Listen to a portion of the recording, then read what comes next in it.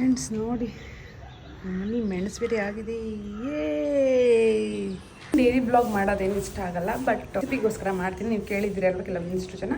ಬಿಟ್ಟು ಸಬ್ಸ್ಕ್ರೈಬ್ ಮಾಡಿ ಚಾನಲ್ ಕೊನೆವರೆಗೂ ಬ್ಲಾಗನ್ನು ನೋಡೋದನ್ನು ಮರಿಬೇಡಿ. ಇದೊಂಥರ ವೀಕ್ಲಿ ಬ್ಲಾಗ್ ಆಗಿರುತ್ತೆ. ಎಂಜಾಯ್. ಇನ್ಸ್ಟೆಂಟ್ ಆಗಿ ನೀರು ದೋಸೆ ಬ್ಯಾಟರ್ನ ಹೇಗೆ ಪ್ರಿಪೇರ್ ಮಾಡ್ಬೋದು ಅಂತ ಹೇಳ್ಕೊಡ್ತಾ ಇದ್ದೀನಿ. ಮೊನ್ನೆ ನಾನು ಮಾಡಿರುವಂಥ ನೀರು ದೋಸೆ ಬ್ಯಾಟರ್ ಸ್ವಲ್ಪ ಉಳಿದಿದೆ. ಅದನ್ನು ಮಿಕ್ಕಿರುವಂತಹ ನೀರು ದೋಸೆ ಬ್ಯಾಟರಿಗೆ ಮತ್ತೆ ನಾನು ರವಾನ ಹಾಕೊತಾ ಇದ್ದೀನಿ. ರವೆ ಹಾಕೋದ್ರಿಂದ ಕ್ರಿಸ್ಪಿನೆಸ್ ಮತ್ತು ಒಳ್ಳೆ ಟೆಕ್ಸ್ಚರ್ ಬರುತ್ತೆ. ಮೊಸರು ಕೂಡ ಫರ್ಮೆಂಟೇಷನ್ಗೆ ಹೆಲ್ಪ್ ಆಗುತ್ತೆ. ಅದು ಕೂಡ ಹಾಫ್ ಕಪ್ಪನ್ನು ಹಾಕೊಂಡಿದ್ದೀನಿ. ಅದ ನಂತರ ನಾನು ಆ್ಯಡ್ ಮಾಡ್ತಾ ಇದ್ದೀನಿ. ಒಳ್ಳೆ ಟೆಕ್ಸ್ಚರ್ ಬರಲಿ ಅಂದ್ಕೊಂಡು ಸ್ವಲ್ಪ ಕ್ರಿಸ್ಪಿನೆಸ್ ಪೋಹಾನ ಆ್ಯಡ್ ಮಾಡ್ಕೊಳ್ಳೋಣ. ಸ್ವಲ್ಪ ಅವಲಕ್ಕಿಯನ್ನು ಕೂಡ ಆ್ಯಡ್ ಮಾಡೋದ್ರಿಂದ ಒಳ್ಳೆ ಟೆಕ್ಸ್ಚರು ಮತ್ತು ಫ್ಲೇವರ್ ಕೂಡ ಬರುತ್ತೆ. ಅದ ನಂತರ ಮಿಕ್ಸಿಗೆ ಹಾಕಿ ಸ್ವಲ್ಪ ನೀರು ಹಾಕಿ ರುಬ್ಕೊಳ್ಳಿ ಚೆನ್ನಾಗಿ. ದೆನ್ ನಾನು ಆನಿಯನ್ ಪೀಸ್ ಕೂಡ ಹಾಕ್ತಾ ಇದ್ದೀನಿ. ಆನಿಯನ್ ಹಾಕೋದ್ರಿಂದ ಒಳ್ಳೆ ಸ್ವಲ್ಪ ಲುಬ್ರಿಕೆಂಟ್ ಥರ ಅದು ವರ್ಕ್ ಮಾಡುತ್ತೆ ಆ್ಯಂಡ್ ಫ್ಲೇವರ್ ಕೂಡ ಎನ್ಹಾನ್ಸ್ ಮಾಡುತ್ತೆ. ಅಂದರೆ it will actually help the dosa to release easily from the pan. So ಅದೇ ರೀಸನಿಗೋಸ್ಕರ ನಾನು ಆನಿಯನನ್ನು ಆ್ಯಡ್ ಮಾಡ್ತೀನಿ. ನಮ್ಮ ಅಜ್ಜಿ ಎಲ್ಲ ಆ ಟೈಮಲ್ಲಿ ನಮ್ಮ ಮನೇಲಿದ್ದಾಗ ಚಿಕ್ಕದಾಗ ನೋಡ್ತಾ ಇದ್ವಿ. ಪ್ಯಾನಿಗೆ ನಾವೇನು ಇವಾಗ ಹಚ್ತೀವಲ್ವ, ಆ ಎಣ್ಣೆಯನ್ನು ಅವರು ಆನಿಯನಿಂದ ಸ್ವಲ್ಪ ತಾಗಿಸಿ ಹಚ್ತಾ ಇದ್ರು. ಅದರಿಂದ ಈಸಿಲಿ ಅದು ಈವನ್ಲಿ ಸ್ಪ್ರೆಡ್ ಆಗ್ತಾ ಇತ್ತು. ನೀರು ದೋಸೆ ಎಕ್ಸ್ಪೆಷಲಿ ಮಾಡಬೇಕಾದ್ರೆ ಅದರಲ್ಲೂ ಕೂಡ ಇನ್ಸ್ಟೆಂಟಾಗಿ ಮಾಡೋಕ್ಕೆ ನೋಡ್ತಾ ಇದ್ರೆ. ಸೊ ಈ ಥರ ನೋಡಿ ವೇಟ್ ಮಾಡಿ. ಇದನ್ನು ನೀವು ಚೆನ್ನಾಗಿ ಅದನ್ನು ಬೇಯಿಸ್ಕೊಳ್ಳಿ. ಅದನ್ನು ಹೇಳೋ ಥರ ಇದೆ ಅನ್ನೋವಾಗ ಮಾತ್ರ ಅದನ್ನು ಫ್ಲಿಪ್ ಮಾಡಬೇಕು. ಸೊ ಪ್ರೊಸೀಜರನ್ನು ನೀಟಾಗಿ ನೋಡ್ಕೊಳ್ಳಿ. ನೀವು ಕೂಡ ಮನೇಲಿ ಟ್ರೈ ಮಾಡಿ. ತುಂಬ ಈಸಿಯಾಗಿ ಫಾಸ್ಟಾಗಿ ಮಾಡ್ಬೋದು. ಮಸಾಲೆ ದೋಸೆಗಿಂತ ನಾನು ಜಾಸ್ತಿ ಇದನ್ನೇ ಮಾಡ್ತೀನಿ. ಯಾಕಂದರೆ ಓವರ್ ನೈಟ್ ನೀವು ಅಕ್ಕಿಯನ್ನು ನೀರಲ್ಲಿ ಸೋಕ್ ಮಾಡೋಕ್ಕಿಟ್ರೆ ಸಾಕು. ಅಂದರೆ ಅಕ್ಕಿಯನ್ನು ನೆನೆಸಿಬಿಟ್ರೆ ಸಾಕು. ಅದ ನಂತರ ಮಾರ್ನಿಂಗ್ ಎದ್ದ ತಕ್ಷಣ ಮಿಕ್ಸಿ ಜಾರಲ್ಲಿ ಹಾಕಿ ರುಬ್ಬುವಾಗ ಸ್ವಲ್ಪ ಆನಿಯನ್ ಎಲ್ಲ ಹಾಕಿ ರುಬ್ಕೊಳ್ಳಿ ಅಷ್ಟೇ. ಇದು ನಾನು ಇನ್ಸ್ಟೆಂಟ್ ಮಾಡ್ತಾ ಇರೋದ್ರಿಂದ ಇಷ್ಟೆಲ್ಲ ಪ್ರೊಸೀಜರ್ ರವಾ ಮತ್ತು ಪೋಹಾ ಎಲ್ಲ ಹಾಕಿರಿ. ಇಲ್ಲ ನಾರ್ಮಲ್ ನಾನು ಅದನ್ನೆಲ್ಲ ಹಾಕಲ್ಲ. ಬರೀ ಆನಿಯನ್ ಮತ್ತು ನೆಂದಿರುವಂತಹ ಅಕ್ಕಿನ ರುಬ್ತೀನಿ ಅಷ್ಟೇ, ಮತ್ತು ಉಪ್ಪು ಹಾಕೊಂತೀನಿ. ಇವಾಗ ನೀವು ನೋಡಿರುವಂತಹ ನೀರು ದೋಸೆ ಬ್ಯಾಟರ್ ನಾನು ಇನ್ಸ್ಟೆಂಟಾಗಿ ಮಾಡಿದ್ದೀನಿ. ಅದು ಮಿಕ್ಕಿರುವಂತಹ ನೀರು ದೋಸೆ ಬ್ಯಾಟ್ರಿಗೆ ನಾನು ಮೊಸರು ಮತ್ತು ರವಾನ ಆ್ಯಡ್ ಮಾಡ್ಕೊಂಡು ಮಾಡಿದ್ದೀನಿ. ಇಲ್ಲ ನಿಮ್ಮ ಹತ್ರ ಏನೂ ಇಲ್ಲ, ಇವಾಗ ಬ್ಯಾಟರೇ ಇಲ್ಲ ದೋಸೆದು ಅಂದಾಗ ಫ್ರೆಶ್ ಆಗಿ ನೀವು ಕೂಡ ಮತ್ತೆ ಮಾಡ್ಬೋದು ಇನ್ಸ್ಟೆಂಟಾಗಿ. ಈ ಅಕ್ಕಿ ಹಿಟ್ಟು ಬರತ್ತಲ್ವ, ಅಕ್ಕಿ ಹಿಟ್ಟು ರವಾ ಮತ್ತು ಆನಿಯನ್ನು ಮೊಸರನ್ನ ಹಾಕಿ ರುಬ್ಕೊಂಡ್ರೆ ಸೇಮ್ ಅದೇ ನೀವು ಫ್ಲೇವರ್ ಬರುತ್ತೆ. ಅಂದರೆ ಅದೇ ಥರ ನೀವು ದೋಸೆ ಬ್ಯಾಟರ್ನ ರೆಡಿ ಮಾಡ್ಕೋಬೋದು. ಅದನ್ನು ಕೂಡ ಮಾಡಿದ್ರು ಕೂಡ ಇದೇ ಥರ ಅದು ಬರುತ್ತೆ. ನೀವು ಮಸಾಲೆ ದೋಸೆ ಥರನೂ ಮಾಡ್ಕೋಬಹುದು. ಇಲ್ಲಾಂದರೆ ಸ್ವಲ್ಪ ಜಾಸ್ತಿ ನೀರು ಹಾಕಿದ್ರೆ ನೀರು ದೋಸೆನೂ ಕೂಡ ಮಾಡ್ಕೋಬೋದು ಅದರಿಂದ. ಸೊ ಎಸ್ಪೆಷಲಿ ನೀರು ದೋಸೆ ಜೊತೆಗೆ ನಾನ್ ವೆಜ್ಜು ಚೆನ್ನಾಗಿ ಹೋಗುತ್ತೆ, ಬಟ್ ವೆಜ್ ಕೂಡ ಚೆನ್ನಾಗೇ ಇರುತ್ತೆ. Let's enjoy our breakfast. ಮತ್ತೆ ಸಿಗೋಣ ಮುಂದೆ. 3 hours later. Hey everyone, welcome back to my channel. ನೀವು ನೋಡ್ತಾ ಇದ್ರ ದಿವ್ಯಾ ರಮ್ಯ ಚಾನಲ್. ನಾನು ನಿಮ್ಮ ದಿವ್ಯಾ, ಹಿಂದೆ ಕೂತಿರೋದು ರಮ್ಯಾ. ನಾವು ಹೊರಟಿದ್ದೀವಿ ಚೆನ್ನೈನ ಒಂದು ರೈಲ್ವೆ ಮ್ಯೂಸಿಯಂ ಅನ್ನು ನೋಡೋಕ್ಕೋಸ್ಕರ. ಈ ಬ್ಲಾಗ್ ಆಲ್ರೆಡಿ ಬಂದಿರುತ್ತೆ, ವಿಡಿಯೋ ಸಪ್ರೇಟ್ ಆಗಿ ನಾನು ಹಾಕಿರ್ತೀನಿ. ಬಟ್ ಇದನ್ನ ಯಾಕೆ ಮತ್ತೆ ನಾನು ಹಾಕ್ತಾ ಇದ್ದೀನಿ ಅಂದರೆ ಮಜಾ ಇದೆ ನೋಡಿ. ಸೊ ಇಲ್ಲಿ ವೆಹಿಕಲ್ ನಂಬರ್ ಡಿಸ್ಪ್ಲೇ ಮಾಡೋದು ಐ ನೋ ಅಷ್ಟು ಒಳ್ಳೇದಲ್ಲ, ಬಟ್ ಅಲ್ಲಿ ನಂಬರ್ ತುಂಬ ಫ್ಯಾನ್ಸಿ ಆಗಿದೆ, ಅದಕ್ಕೋಸ್ಕರ ನಾನು ತೋರಿಸ್ತಾ ಇದ್ದೀನಿ. So universe is talking to us ಅಂತ ಅನಿಸ್ತಾ ಇದೆ.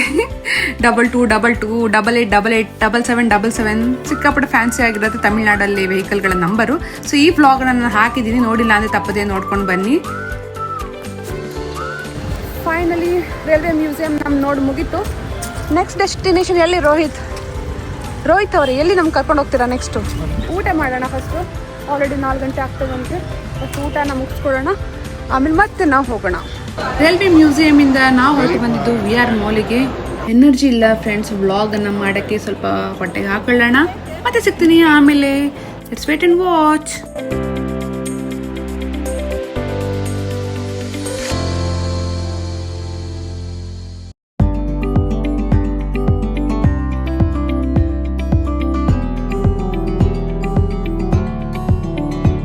ಸೆವೆನ್ 30ಗೆ ಒಂದು ಮೂವಿಯನ್ನು ನೋಡಬೇಕು ಅಂತ ಅಂದ್ಕೊಂಡಿದ್ವಿ. ಅದಕ್ಕೋಸ್ಕರ ನಿದ್ರೆ ಬರಬಾರ್ದು ಅಂತ ಟೀಯನ್ನು ಕುಡಿತಾ ಇದ್ದೀವಿ.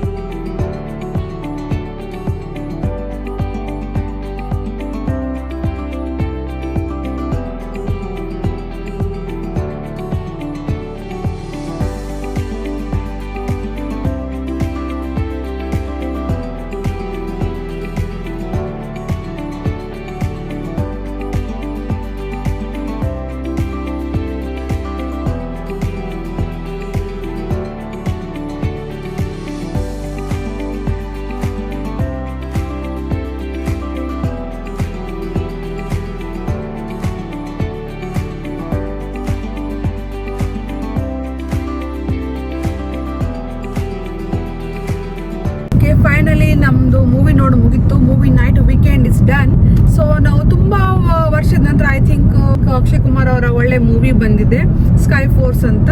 Along with him other actors ಎಲ್ಲ ಇದ್ರು, ನನಗೆ ಅವರ ಹೆಸರು ಗೊತ್ತಿಲ್ಲ. ಇನ್ನೊಂದು ಹೊಸ ಆಕ್ಟರ್ ಎಂಟ್ರಿ ಆಗಿದೆ, ಅಂದರೆ ಡೆಬ್ಯೂ ಮಾಡಿದ್ದಾರೆ. ದೆನ್ ಹೇಳಬೇಕು ಅಂದರೆ it's good. Pakistan and India strike ಏನಾಯಿತು ಆ ವಾರ್ ಬಗ್ಗೆ ಮೂವಿ ಇದೆ, ತುಂಬ ಚೆನ್ನಾಗಿದೆ. ನನಗಂತೂ ಇಷ್ಟ ಆಯಿತು. ರೋಹಿತ್, ನಿಮ್ಗೆ ಇಷ್ಟ ಆಯ್ತಾ ಮೂವಿ? ಎಸ್. ಎಷ್ಟು ರೇಟಿಂಗ್ ಕೊಡ್ತೀರಾ out of 10? 10 out of 10. Yes, definitely I also give 10 out of 10. ಮಾಮಿ, ನೀವು ಎಷ್ಟು ಕೊಡ್ತೀರಾ? ಚೆನ್ನಾಗಿದೆ ಫಿಲ್ಮ್. ಎಷ್ಟು rating? 10 of 10. Yes, same here. Out of 10 ಕೊಡ್ತೀನಿ. 10 of 10 ಚೆನ್ನಾಗಿತ್ತು. ಸೊ ಇಲ್ಲಿಗೆ ನಮ್ಮ ವ್ಲಾಗ್ನ ಮುಗಿಸುವಂಥ ಸಮಯ. ಮತ್ತೆ ಸಿಗೋಣ ಮುಂದಿನ ವ್ಲಾಗಲ್ಲಿ. ಅಲ್ಲಿವರೆಗೂ take care, bye bye. Thank you for watching everyone. Vihaan ఏంటిది? ఏమిది? A few inches later. Friends, air fryer ತಂದು ತುಂಬ ದಿನ ಆಯಿತು. ಅದನ್ನು ಕರೆಕ್ಟಾಗಿ ಯೂಸ್ ಮಾಡ್ಕೊಳ್ಳೋಣ ಇವತ್ತಿಂದ ಆದರೂ. ಸೊ ಅದಕ್ಕೋಸ್ಕರ ನಾವು ಇವಾಗ ಗೋಬಿ ಮಂಚೂರಿಯನ್ನ ಮಾಡ್ಕೋಬೇಕು ಅಂತ ಗೋಬಿಯನ್ನು ಸಪ್ರೇಟಾಗಿ ಅದನ್ನು ಕಟ್ ಮಾಡಿಕೊಂಡು ಉಪ್ಪು ನೀರಲ್ಲಿ ಹಾಕಿ ಬೇಯಿಸ್ಕೊಂಡಿದ್ದೀನಿ. ಇವಾಗ ನಾನು ಏನೇನು ಮಸಾಲ ಅದನ್ನು ಆ್ಯಡ್ ಮಾಡೋಕ್ಕೆ ಮಾಡ್ತಾ ಇದ್ದೀನಿ ಅಂತ ನೋಡ್ಕೊಳ್ಳಿ. ಅಕ್ಕಿ ಹಿಟ್ಟನ್ನು ಹಾಕ್ಕೊಂಡಿದ್ದೀನಿ, ಎವರೆಸ್ಟ್ ಮಸಾಲ ಅಥವಾ ಯಾವುದೇ ರೀತಿ ಚಿಲ್ಲಿ ಪೌಡರ್ ಮಸಾಲಾನ ಇಲ್ಲಿ ನಾನು ಯೂಸ್ ಮಾಡ್ತಾ ಇದ್ದೀನಿ. ಚಿಕನ್ ಚಿಲ್ಲಿ ಮಸಾಲ ಬರುತ್ತಲ್ವ, ಅದನ್ನು ಯೂಸ್ ಮಾಡಿದ್ದೀನಿ. ಆಮೇಲೆ ಸ್ವಲ್ಪ ನೀರೆಲ್ಲ ಹಾಕೊಳ್ಳೋಣ.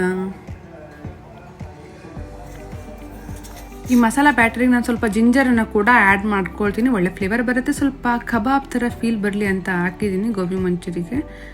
ಸೊ ಇವಾಗ ಮತ್ತು ಸ್ವಲ್ಪ ನಾನು ಚಿಲ್ಲಿ ಪೌಡರ್ ಬೇಕು ಅಂತ ಅನ್ನಿಸ್ತು, ಅದಕ್ಕೋಸ್ಕರ ಹಾಕೊತಾ ಇದ್ದೀನಿ. ಕನ್ಸಿಸ್ಟೆನ್ಸಿ ನೋಡ್ಕೊಳ್ಳಿ, ಥಿಕ್ನೆಸ್ ಸ್ವಲ್ಪ ಚೆನ್ನಾಗೇ ಇರಲಿ, ಇಲ್ಲಾಂದರೆ ತುಂಬ ನೀರು ಆಗಬಾರ್ದು. ನೋಡಿ ನೀರು ಹಾಕ್ಕೊಳ್ಳಿ.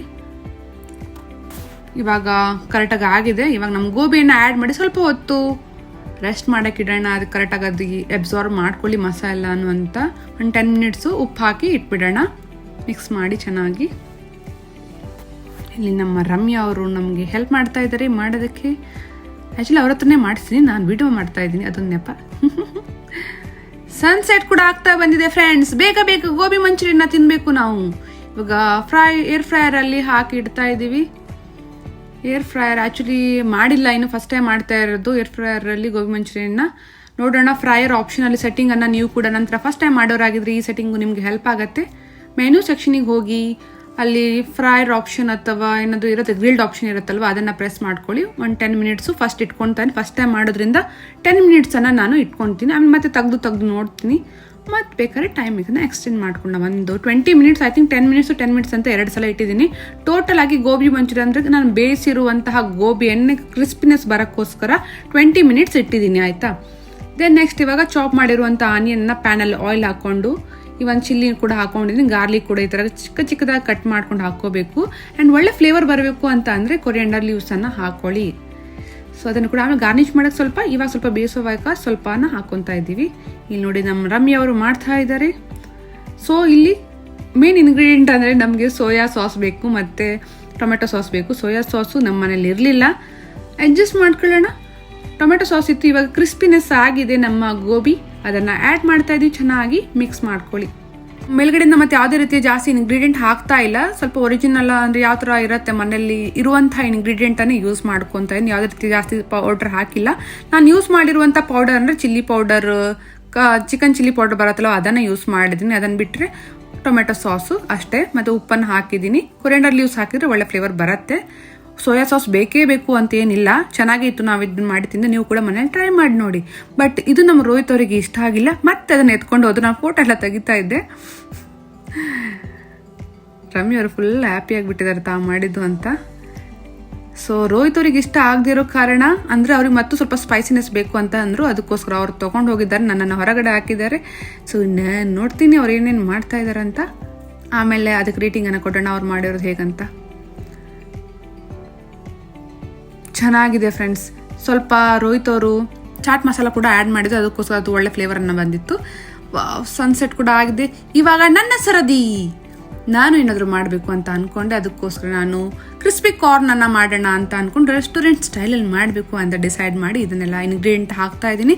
ಇದು ಹಾಕ್ತಾ ಇರುವಂಥದ್ದು ಬಾಯ್ಲ್ಡ್ ಮಾಡಿರುವಂತಹ ಕಾರ್ನಿಗೆ ನಾನು ಅಕ್ಕಿ ಹಿಟ್ಟು ಸ್ವಲ್ಪ ಉಪ್ಪನ್ನು ಹಾಕೊಂಡಿದ್ದೀನಿ. ದೆನ್ ಸ್ಪೈಸ್ ಪೌಡರ್ ಕೂಡ ಹಾಕೊತಾ ಇದ್ದೀನಿ. ಚೆನ್ನಾಗಿ ಮಿಕ್ಸ್ ಮಾಡ್ಕೊ, ಸ್ವಲ್ಪ ಡ್ರೈ ಮಿಕ್ಸ್ ಮಾಡ್ಕೊಳ್ಳಿ. ಯಾವುದೇ ರೀತಿ ನೀರನ್ನು ನಾನಿಲ್ಲಿ ಆ್ಯಡ್ ಮಾಡಿಲ್ಲ. ಬೇಕು ಅಂತ ಅನಿಸಿದ್ರೆ ಸ್ವಲ್ಪ ನೀರನ್ನು ಆ್ಯಡ್ ಮಾಡಿ. ಮತ್ತೆ ನಾನು ಎವರೆಸ್ಟ್ ಮಸಾಲಾನ ಹಾಕಿದ್ದೀನಿ. ಏರ್ ಫ್ರೈಯರಲ್ಲಿ 15 ನಿಮಿಷ ಇಟ್ಟಿದ್ದೀನಿ ಫ್ರೆಂಡ್ಸ್. ಇದನ್ನು ರೀಲ್ಸ್ ಮತ್ತು ಶಾರ್ಟ್ಸ್ ಕೂಡ ಹಾಕಿದ್ದೀನಿ, ಅಲ್ಲೂ ಕೂಡ ನೀವು ರೆಸಿಪಿಯನ್ನು ನೋಡ್ಕೋಬಹುದು. ಇವಾಗ ಜಸ್ಟ್ ಫಾಸ್ಟಾಗಿ ಅಲ್ಲಿ ನೋಡದೇ ಇದ್ದವರಿಗೋಸ್ಕರ ಅಂತ ಇಲ್ಲೂ ಕೂಡ ಲಾಂಗಲ್ಲೇ ಇಟ್ಟಿದ್ದೀನಿ. I hope this will help you. ನೀವು ಕೂಡ ಟ್ರೈನ ಮಾಡಿ. ನೀವು ಕ್ರಿಸ್ಪಿ ಕಾರ್ನನ್ನು ಆಯಿಲಲ್ಲಿ ಅದನ್ನು ಫ್ರೈಡ್ ಮಾಡ್ತೀರಾ ಅಂದರೆ ಅದು ಸ್ವಲ್ಪ ಬಸ್ಟ್ ಆಗುತ್ತೆ. ಅಂದರೆ ನೀರಿನ ಅಂಶ ಮಾಯ್ಶ್ಚರ್ ಉಳಿದುಕೋಬಿಟ್ಟಿದ್ರೆ ಕಾರ್ನಿಂದು ಅದು ಮುಖದ ಮೇಲೆಲ್ಲ ಸಿಡಿಯುವಂಥ ಸಾಧ್ಯತೆ ಇರುತ್ತೆ. ಐ ಥಿಂಕ್ ಕ್ರಿಸ್ಪಿ ಕಾರ್ನ್ ಇದರಲ್ಲೇ ಮಾಡೋದೇ ಬೆಟರ್ ಅಂತ ಏರ್ ಫ್ರೈಯರಲ್ಲಿ. ಏರ್ ಫ್ರೈಯರ್ ಇಲ್ದಿದ್ದವರು ನೀವು ಪ್ಯಾನಲ್ಲೂ ಕೂಡ ಮಾಡ್ಕೋಬೋದು, ಅದನ್ನು ಆಯಿಲ್ ಫ್ರೈಡ್ ಕೂಡ ಮಾಡ್ಕೋಬೋದು. ಸ್ವಲ್ಪ ಕೇರ್ಫುಲ್ಲಾಗಿ ಮಾಡ್ಕೊಳ್ಳಿ ಅಷ್ಟೇ.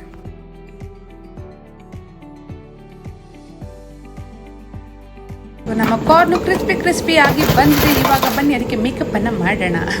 ಒಂದು ಪ್ಯಾನಿಗೆ ನಾನು ಆಯಿಲನ್ನು ಹಾಕಿದ್ದೀನಿ, ಆನಿಯನ್ನು ಮತ್ತು ಕರಿ ಲೀವ್ಸ್ ಮೇನ್ ಫ್ರೆಂಡ್ಸ್. ಕರಿ ಲೀವ್ಸನ್ನು ಹಾಕೋದನ್ನು ಮರಿಬೇಡಿ, ಫ್ಲೇವರ್ ಚೆನ್ನಾಗಿ ಬರುತ್ತೆ, ಅದರಲ್ಲೂ ಎಸ್ಪೆಷಲಿ ಈ ಕ್ರಿಸ್ಪಿ ಕಾರ್ನಿಗಂತೂ.